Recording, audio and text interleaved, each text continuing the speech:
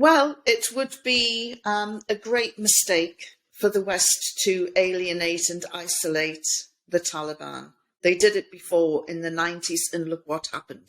The country became a playground for every wannabe jihadi group.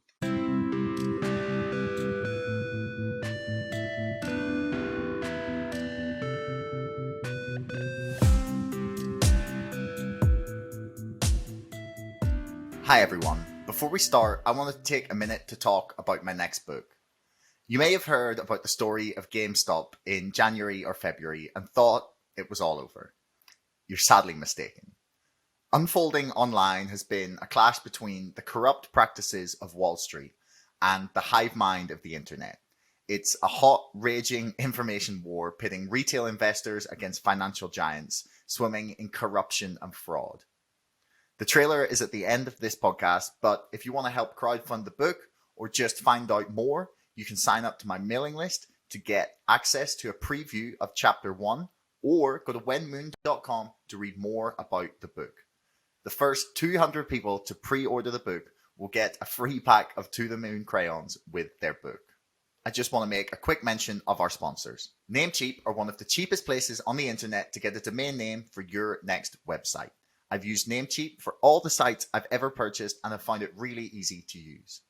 Spreaker are a rapidly growing platform for podcast recording, publishing, and monetization, with pricing plans as low as $7 per month. A cheap way to host your podcast and start earning from your back catalogue of shows. Finally, ExpressVPN is the internet's most trusted VPN. Protect your privacy and watch and view content that is location locked. You could even try watching Netflix from a different country. And right now, they're offering 35% off 12 months of ExpressVPN. Please use the links in the description below if you want to support the show. Anyway, here's the podcast. Hello and welcome to another episode of Chatter. Today, I'm here with Dr. Yvonne Ridley, who is author and journalist, author of the books In the Hands of the Taliban, Ticket to Paradise, Torture Doesn't Work, and The Rise of the Prophet Muhammad, Don't Shoot the Messenger. Yvonne, welcome to the show. Thank you so much. Yeah, not a problem. I wanted to get you in after I was trying to find someone to talk to about the situation in Afghanistan, and then you just popped up in my LinkedIn feed totally by accident, and I was like, hang on, I already know the perfect person to talk to about this. Yes, well, the Taliban, who are they? That is a question that a lot of journalists just aren't asking at the moment, while they're covering the drama unfolding in Afghanistan at the moment. The Taliban are a puritanical group of Afghans who were formed in the early 90s. They came together as students of Islam. They had absolutely no ambitions to govern the country. It happened almost by accident, and it was thrust upon them. And so by the 1996, it was rather chaotic. And the Americans, which had been funding the Mujahideen to fight the Soviet occupation, decided to stop funding the Taliban and then set about on quite a slick operation demonizing them, which they did quite successfully. So by the time 2001 arrived and the 9/11 atrocities happened, people had already decided, that the Taliban were a bunch of dangerous religious fanatics. And so when George Bush launched his war on terror after the horrific events of 9/11, few people were really too concerned when the bombings started in Afghanistan. That was back in 2001. The Taliban quickly fell away but they never completely went away. They started resisting the occupation, and they couldn't have survived 20 years resisting the occupation without popular support on the ground. And I think that that's important to take into consideration.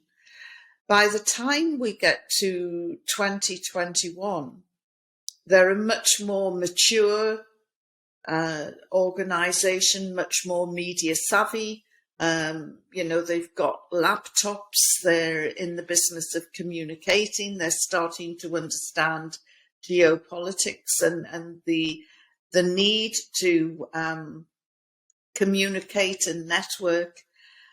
And as a result, with a combination of one of the most corrupt governments in the world, the Ashraf Ghani government, and with the unwelcome, by now, American occupation, it was very easy for them to march through the country and virtually take it without too much resistance. And there was 75,000 of them in the face of a 300,000 strong, highly trained, highly weaponized Afghan National Army. But the Afghan National Army and the police force just seemed to melt away as the Taliban advanced. And by the time they got to Kabul, they'd taken most of the world by complete surprise. So that's who the Taliban are. They're still, as I say, they're much more media savvy now, much more worldly. The one thing that hasn't changed are their religious beliefs. They're still very puritanical.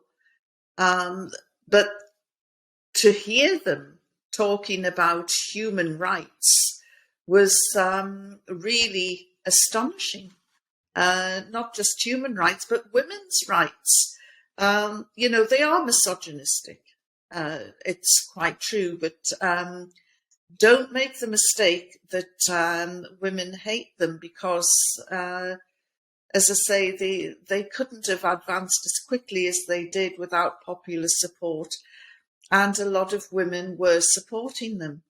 And why people find this strange is beyond me, when you consider that the women who are showing their support had husbands, brothers, sons, fathers who were killed, arrested, or brutalized under the US occupation.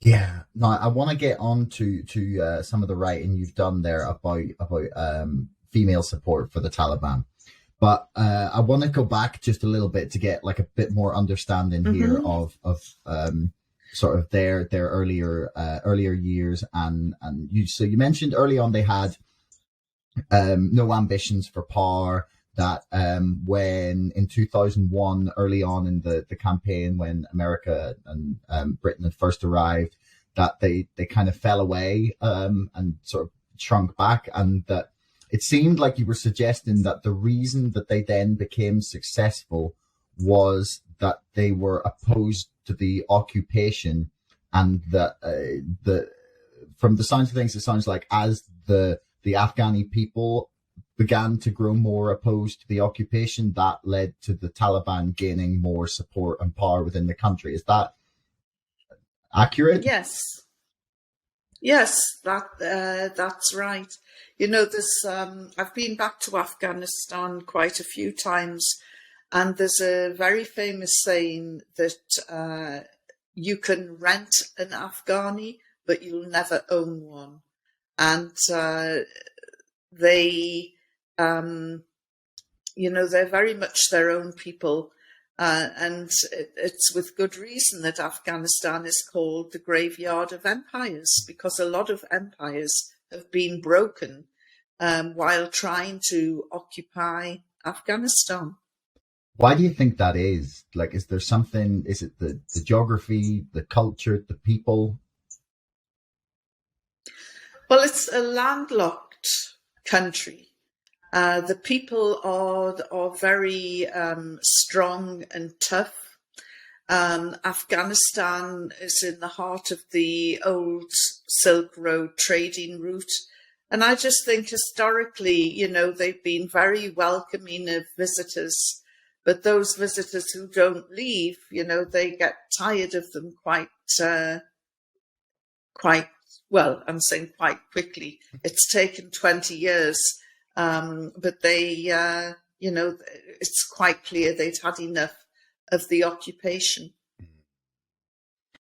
So maybe people don't know very much about yourself or your story initially, and your kind of I'm not quite how to say it, interactions with the Taliban themselves. Do you want to give like a bit of a background on yourself and sort of what happened and why you'd written your first book? Yes. On the after the horrific events of 9/11, I was sent as the chief reporter of the Sunday Express newspaper to Pakistan, where the world's media was assembled waiting for the war in Afghanistan to start. I decided that I wanted to go into Afghanistan ahead of the war and try and find out a little bit more about the Taliban, because the propaganda was very strong that this was the most evil, brutal regime in the world and that they hated women. So I went into Afghanistan. I was in there for a couple of days, and just in 2 days I was able to blow away some of the media lies which persist today, and that is that the Afghan Taliban did have schools for girls and girls were educated. So it was, it was all quite interesting and productive. But as I headed back towards the Pakistan border, I was rumbled. I fell off a donkey, actually, and the Taliban arrested me and accused me of being an American spy, some sort of G.I. Jane character, which was laughable, really. And so for the next 11 days, I was held by them. Every day I would wake up and think, is this my last day on earth? It was a terrifying experience because all the fear was generated from the propaganda that I had listened to and read about them. And, the harrowing scenes that we've seen in Kabul, with people running to the airport, trying to climb on board planes, I see that fear and I recognize it, because that was the fear that I had, oh my God, I'm never going to survive this. But in fact, all the fear was manufactured up here. It was unfounded. Of course, that isn't any consolation to the desperate plight of Afghans who, have had 20 years of this propaganda. It's a very young population in Afghanistan, and many of them can't remember or don't know what life was like under the Taliban, but the stories have gained in the telling, and we can, that panic and that fear, I wouldn't dismiss it at all. It was very real, very palpable, and very sad.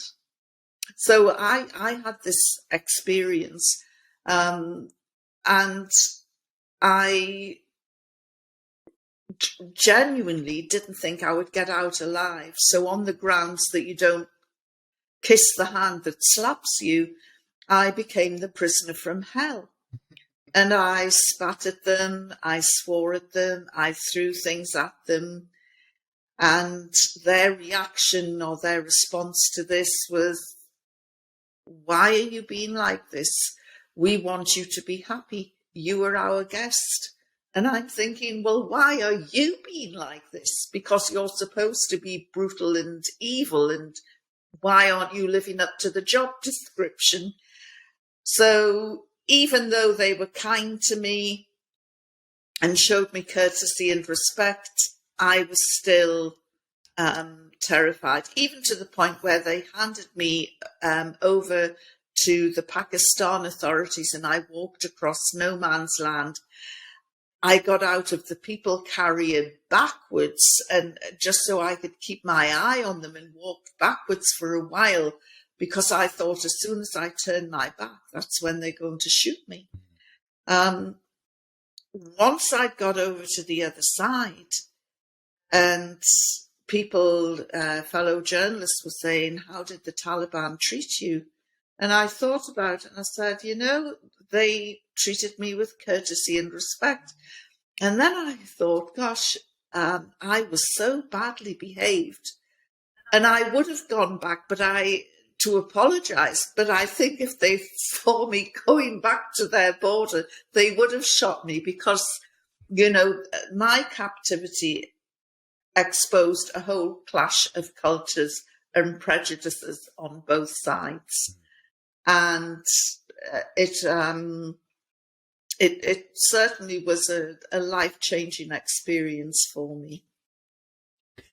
Yeah, that sounds, well, I mean, I can't even imagine. I think just walking across no man's land alone would have been horrifying, let alone the actually getting captured part. Now, you said they'd arrested you, but then they were trying to describe you as their guest, essentially. Yes. What was the sort of, what was their justification then for like arresting and detaining you? Because if they're trying to that's generally not how I'd treat a guest. No, that was pointed out to them by me several times. They genuinely thought I was an American spy, and they wanted to find out a little bit more about me. And they sent some of the scariest looking men down from Kabul to interrogate me. They all had massive big black turbans and big black beards. And the large, I didn't realise it at the time, but the larger the turban was an indication of the level of piety and respect that this person would have. So these men wanted to question me, and they, as I say, it was a complete clash of cultures. They sat in a semicircle and they looked everywhere but at my face. They couldn't make eye contact. And I saw this as a sign of guilt. I thought, they're going to kill me, and they're so guilty about it that they can't even look me in the eye.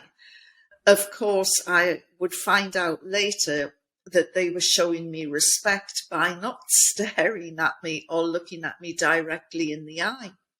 So, that was the first clash of cultures.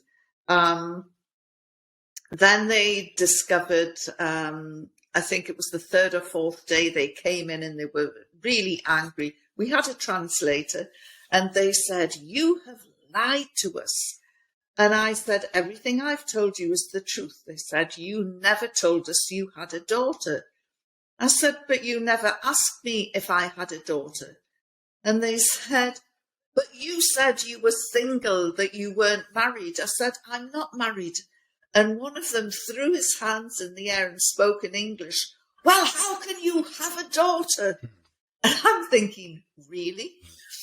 And then I said, "Do you have the concept of divorce in this crazy society that you're running?" And he nodded brusquely. And I said, "I am divorced from my daughter's father, but it's civilized. We keep in touch." And he then said, "Well, why haven't you married again?" And I said, "I have my own job, I have my own wage, I have my own car, I have my own home.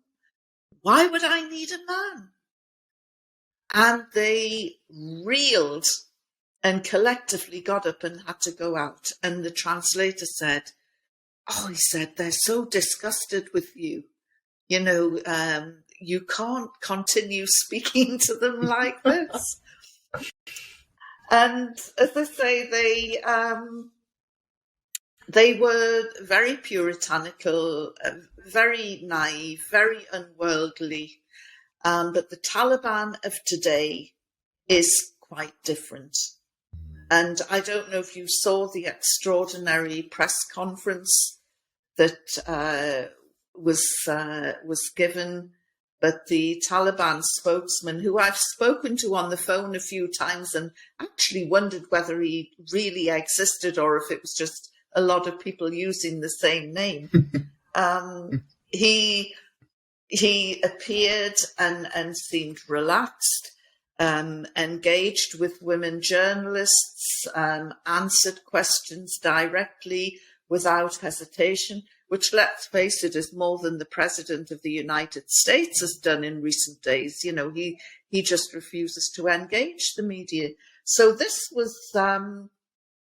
is quite a different, much more mature-looking Taliban than the ones that came to power in the 90s.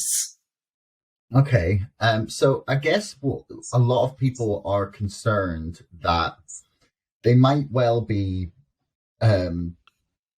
putting on some sort of show, essentially, for the press, that they've picked their most media friendly or media savvy person that they can find, that they're telling the Western media and the rest of the world exactly what they need them to hear in order for them to establish some sort of system of government control, organization of the country, essentially. And I guess that a lot of people's critique would be that this is all a front, and this is there's going to be like oppression of women, that they're going to have rights taken away, they're going to perhaps even be like beaten in the street for choosing to do things that would have previously been acceptable, like things like not wearing a hijab, or I'm just giving you the things that I've seen people make the argument for, but it sounds like you don't agree with that assessment. Well, if they are lying, they'll never be forgiven by the Afghan people, who have been lied to. They're sick of the corruption, the corrupt behaviour of politicians.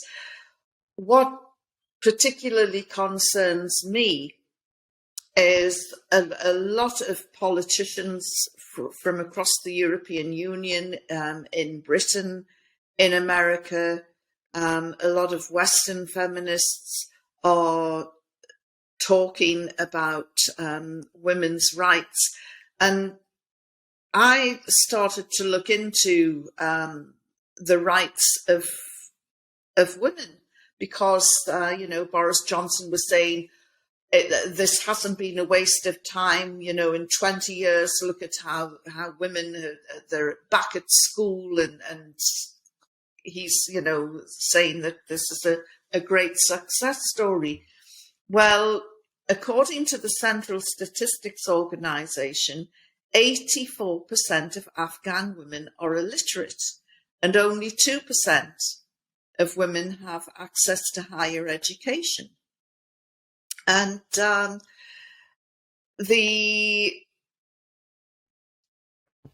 looking at the suicide rates in Afghanistan, globally more men than women commit suicide.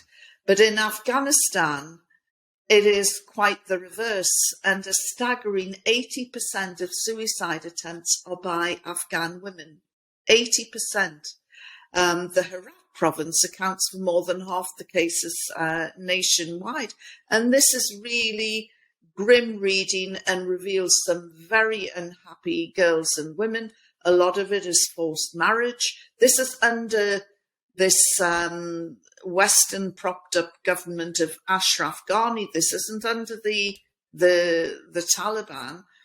And then I started looking at the schools, And because of the unstable nature of Afghanistan, last year about 10 million children missed out on regular school attendance, but 3.7 million children have never had an education at all.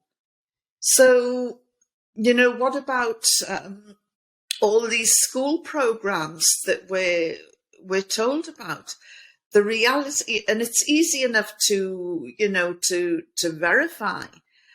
And I started looking around, and I remembered reading something about that old rogue Robert Mugabe, who was the leader of Zimbabwe, and somebody saying, well, in his defense, he actually did do a lot for women's rights. And so I started looking at that. And in 2 decades, Robert Mugabe, another figure reviled by the West, presided over enormous investment in education, which saw women achieve the highest literacy rates in Africa. And within 2 decades of coming to power, 89% of the adult population of Zimbabwe was literate. It was a huge success story. Now, America, Britain, NATO, all the other European countries, they've had 20 years to turn the education system in Afghanistan around. If Robert Mugabe could do it, why couldn't they? They've certainly not through lack of funding. Trillions has been spent on the military. They've created an army, an air force, militarily, and all of this will be inherited by the Taliban, by the way. It's a huge, vast sums of money. And yet, we've got these shocking figures of female suicides and the lack of literacy among women, with only 2% having any hope or chance of going to university. Domestic violence against women has been horrendous over the last 20 years, including murder, assault, gang rape.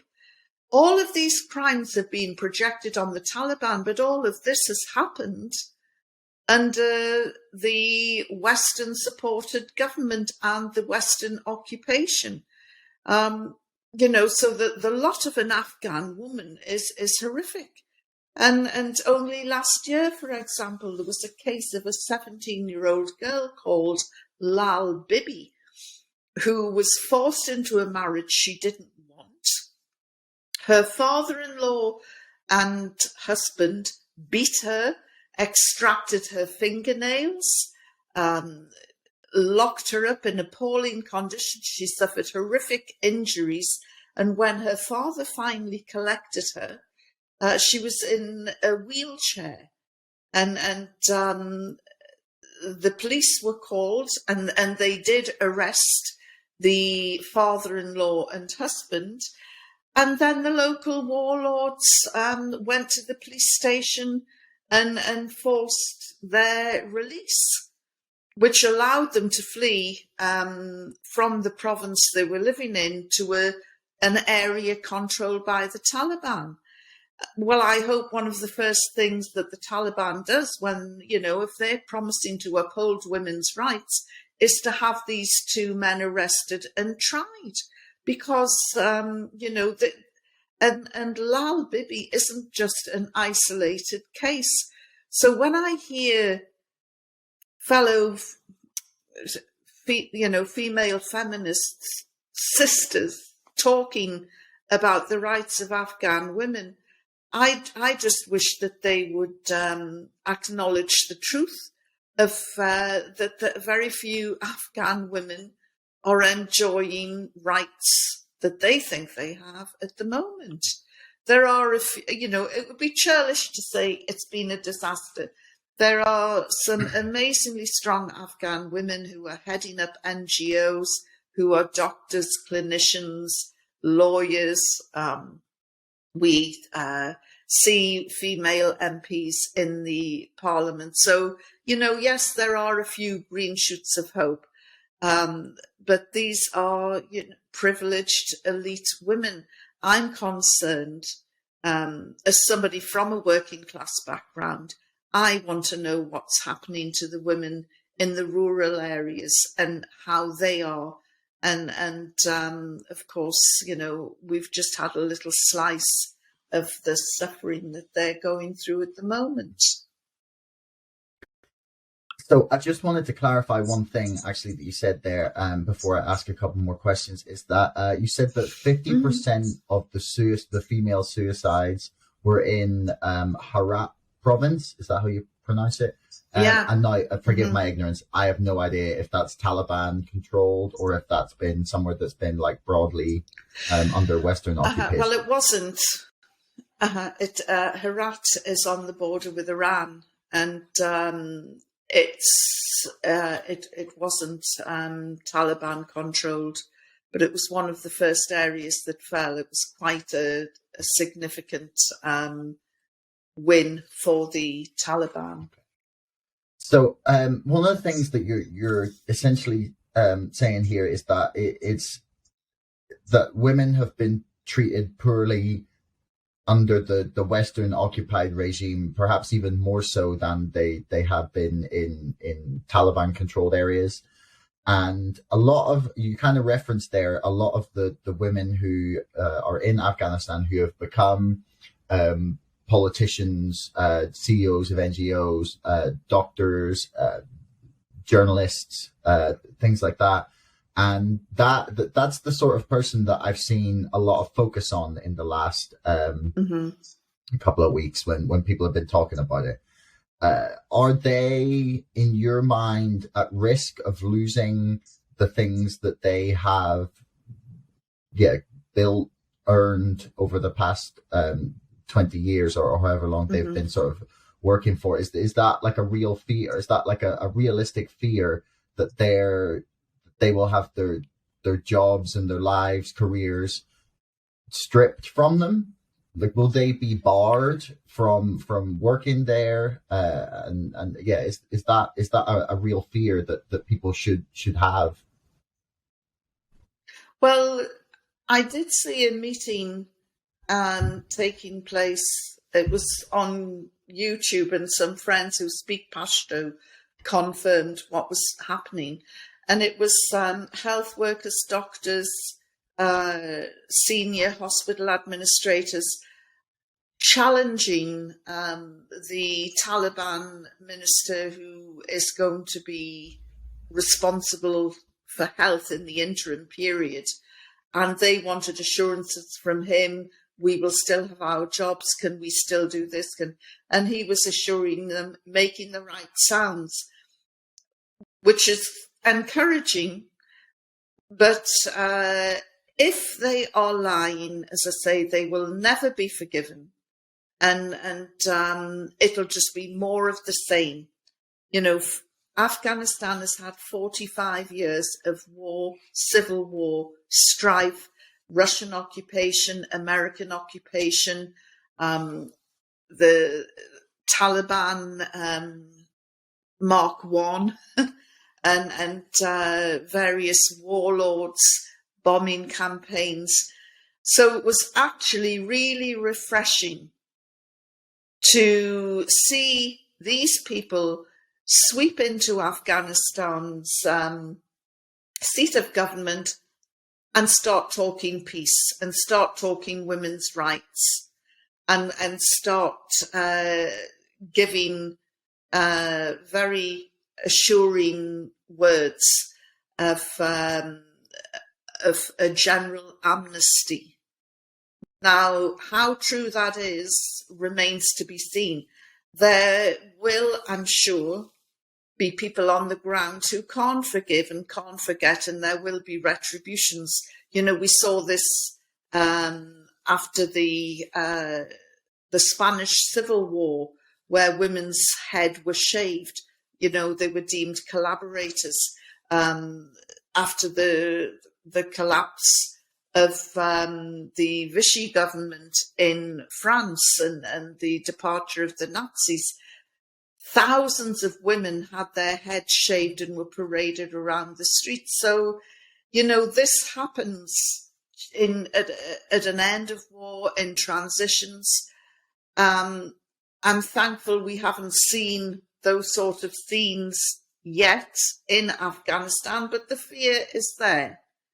And it's, this is going to be down to the Taliban to convince their fellow man and woman that their words are genuine, that the amnesty is genuine, and we need to see deeds. We've heard the words, now let's see it rolled out in action. So you mentioned that the previous regime was, I think you described that there's the most corrupt government in the world, or one of the most corrupt governments in the world. Now that is quite a title to give to someone. What makes you say that, and why do you think that is? Well, you have to look at the American funding. They have sent billions of dollars to pay the wages of the soldiers on the ground, which is another reason why the Afghan National Army seemed to melt away. Many of those soldiers hadn't been paid for months. Some of them hadn't been paid in more than a year. Now then, where's that money gone? Because America sent the money, billions of dollars, it's gone somewhere. And it certainly hasn't been spent on education or women's rights. And so why would a soldier risk his life for a government that is stealing his wages? And now, I've had mixed reports about Ashraf Ghani. I've heard people say that he is a genuine man and that he's not corrupt. Well, if he's not corrupt, he has presided over an administration that is, and he has promised to get on top of this corruption. Now, he's either blind, incompetent, or he's corrupt himself, or it could be a combination of all three. He certainly, and he's also partly responsible for giving the impression to the Americans, to the British, to NATO, everything is fine. We've got a highly trained army. They can keep the Taliban at bay. And he hasn't been telling the truth. So, which is why, they've been caught off by complete surprise. Yeah. So what do you think it is that led the Taliban to be able to take over in 11 days, essentially? Is it just that they have the majority support within the country? It's been planning, preparation. They've had a base in Qatar, and they have, some of their leaders have gone out and networked with warlords, with governors of provinces, with tribal leaders. This is the tribal society. And they've gone out to the tribal leaders and they've done a hearts and minds job and asked for their support.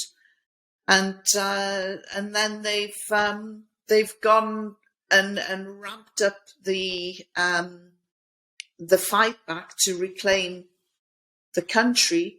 It's been helped by the fact that the Americans said we're leaving by September 11. It's always helpful to know when the occupation's going to end. And on top of that, the corruption from the Ashraf Ghani government that has really demoralized the Afghan army and the other civil servants in the administration. And that is why they've been, it's been a combination of getting everything in place. It's nothing new. It's not rocket science, because it's very similar to what Hamid Karzai did when he came from nowhere, apparently, and was swept into power by the Americans in the first interim government. And Hamid Karzai, quite bravely actually, had gone out into the countryside and negotiated with a lot of the tribal elders and leaders to build the groundwork for when he was ready to go in. And the Taliban have done exactly the same thing. It was planning, preparation, but also while they have been doing that, they've also been making strategic alliances with the Chinese, who have a border with Afghanistan, with Pakistan. The worst kept secret is that Pakistan had been helping the Taliban. They deny it even now, but they did.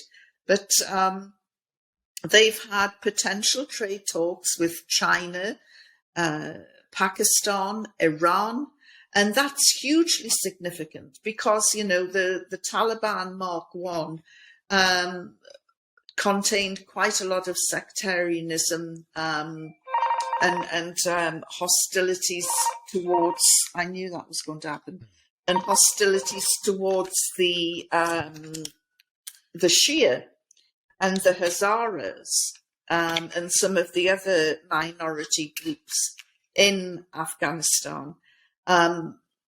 They appear to have overcome that sectarian divide now, and they said, emphatically that they will protect minority groups.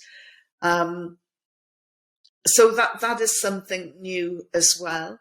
So this Hearts and Minds hasn't just gone out to their Pashtun countrymen. It's gone out to the ethnic minorities, the Tajiks, the Uzbeks, the Hazara, and as I say, this reaching out to the Shia is very interesting as well. So they've gone around all their neighbours. They've also been talking with Turkey, which is becoming quite a regional power across the Middle East and as well. And of course, they've had this base in Qatar where they've been allowed to do this. So I think that that they have been quite astute. They have shown that they're ready to govern. But the one thing that they will not compromise on is their Islam. And they want to introduce and will introduce a Sharia law into Afghanistan.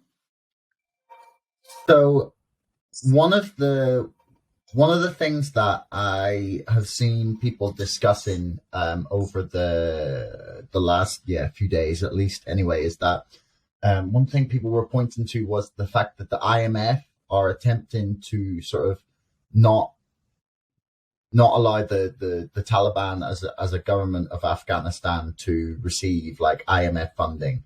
It seems like the developed world, or most of the West, or however you want to describe it, are trying to not allow the Taliban government to be given like international legitimacy. And in a way that looks like they're pushing that government into the hands of people who would be considered to be our geopolitical enemies, people like China or Iran. Do you think the West will eventually recognize the Taliban as government of Afghanistan? And do you think it's kind of a bad idea for them not to recognize them and allow sort of, allow them to get pushed towards people that we would consider to be unsavory characters, shall we say.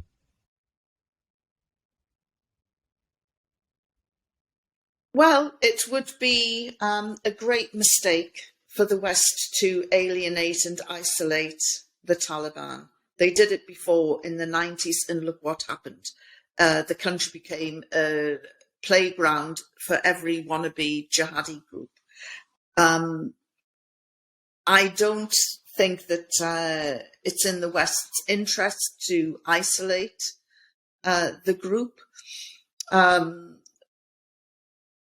And you're right, in the absence of Western support, they've already made strategic alliances. I forgot to mention Russia as well is a key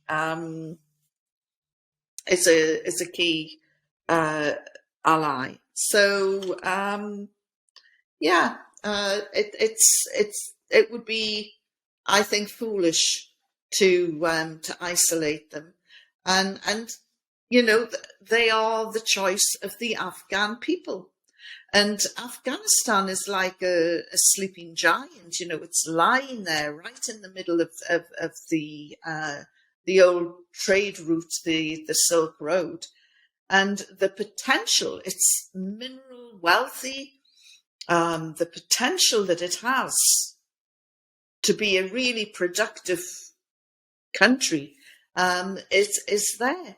And if Afghanistan is at peace, then Iran doesn't have to worry about that border. Pakistan doesn't have to worry about its border. It would be good for the whole region. You have to look at, well, who wouldn't be happy if Afghanistan becomes strong and stable? India wouldn't be happy. India is putting a lot of pressure on Pakistan, and they have this common battle over occupied Kashmir. And the Pakistan military is really stretched, having to police this really long border with Afghanistan. But if there's a stable, productive Afghanistan that they're trading with, then they don't have to worry about that. So they can focus more on what's happening on the other side of their border with Kashmir and India. Saudi and its very strong Wahhabi establishment must be furious that the Taliban have reached out to Iran, because Saudi and Iran, there's a lot of hostility between them, and of course Saudi's new best friend is Israel. And Israel is playing this shadow war in the Persian Gulf with Iran. So it's not in their interests that Iran has a stable border with Afghanistan. There's lots of... it was called the Great Game, I think, by the Victorians. And there are lots of... machinations over a stable Afghanistan, and I just think it's time the game stopped and let Afghanistan develop and into a viable state. So if we can fit them in, I've got two more questions I wanted to ask. First of all, why were we there? Perhaps you could maybe give like the official justification and then your understanding of why we were actually there. When you say we, are you talking about America? America and Britain, just yeah. Britain. Well, America and Britain, right, so more broad, like, yeah. Well, 9/11 was... it really damaged the Americans psychologically. This was the first time the country had been invaded by a foreign entity. And it really shattered them. And they had to go for revenge. Perhaps if they'd thought about it, it would have been better just to have bombed the Al-Qaeda camps or sent in a special force to go and extract Osama bin Laden. And that would have been the end of that. But instead, there was a bombing campaign and an invasion. The relationship between George W. Bush and Tony Blair, if you remember at the time, I think he was called the American Poodle. And basically, if America were going in, Britain was going to be by their side. Just as if America comes out, Britain has to come out too, because it can't possibly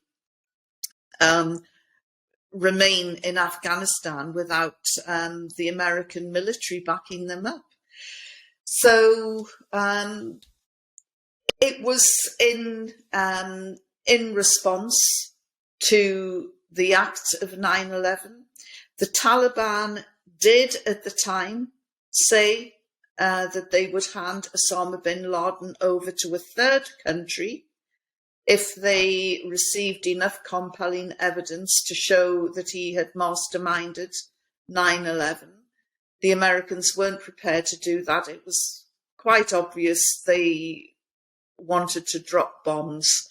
And it didn't matter how many times the Taliban stressed they did not want this war. It happened anyway. And I remember interviewing a Russian Colonel Shestakov who had occupied Afghanistan when the USSR was there. And he just counseled against it. He said, you cannot win in Afghanistan. Don't go in. And, well, you know, they did, and the rest is history. Yeah. So the last thing I wanted to ask was about Sharia law. You mentioned that the thing that the Taliban won't compromise on is their Islam. And I basically wanted to know how strict essentially you think their Sharia law as such will be. I've seen obviously there's places in the Middle East, Saudi Arabia for one, that have not got a good history of treating women very well, and honestly I get kind of irritated when people cry about one country and ignore another. But essentially I was wondering like how strict and oppressive you think the Sharia law is going to be for people who are living there.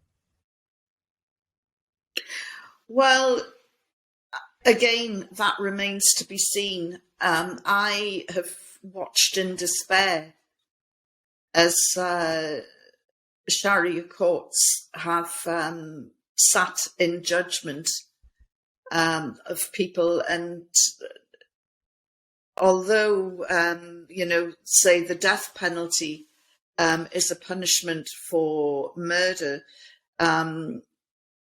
the Sharia actively encourages forgiveness and restitution as an alternative, which indicates that Sharia law could still be upheld, and not carry out executions. I mean, I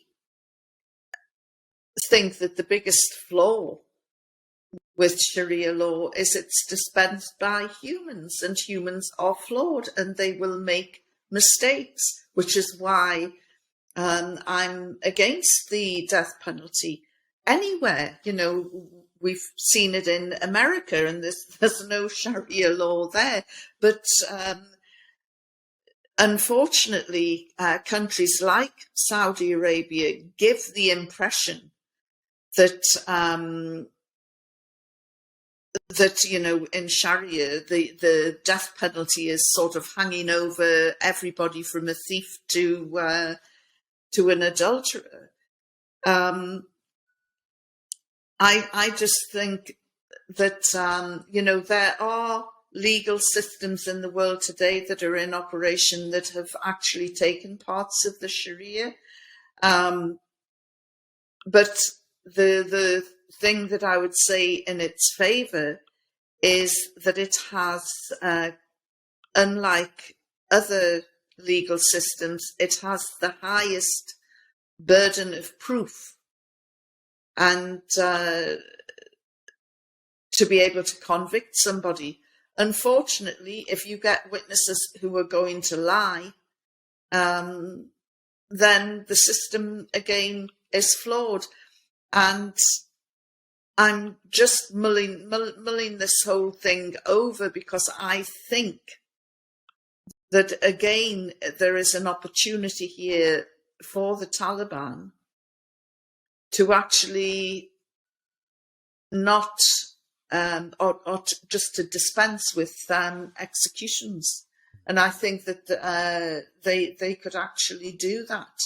Whether they will or not, I don't know. But the death penalty is sort of the very last resort. But there are many get-outs on the way to avoid that. But as I say, the system, if it was practiced as it was designed, there would be nothing to fear. But unfortunately, it isn't. We've seen all sorts of nonsense come out in religious courts in Pakistan, in Saudi, and other Muslim countries. Yeah, well, I mean, I think that the whole lesson here is that it remains to be seen what the Taliban will be like, and hopefully, for the sake of people living there, it will not live up to the horrors that people are painting. So I guess that's really the best that we could hope for, is some peace for the region. So Dr. Ridley, I really, really want to thank you. This has been incredibly educational. And really, I hope useful to anyone who's chosen to listen. Do you want to tell people where they can find you and your work and stuff, if they want to know more or find out more about you? Well, I'm on Twitter, I'm on Facebook, all the social networks, and if they want to know more, although my book is out of print, you can still get ebooks and Kindle versions of In the Hands of the Taliban, and it's still as relevant today as it was when it was first written. All we can do is pray for Afghanistan, and if you're not religious, then hope for Afghanistan that this will work out, and it's about time that those people had some peace in their country. Well, I will put the links for your Twitter and Facebook and books and whatnot in the description below for people to check it out. So, thanks very much. It's been a pleasure. Well, thank you for the questions.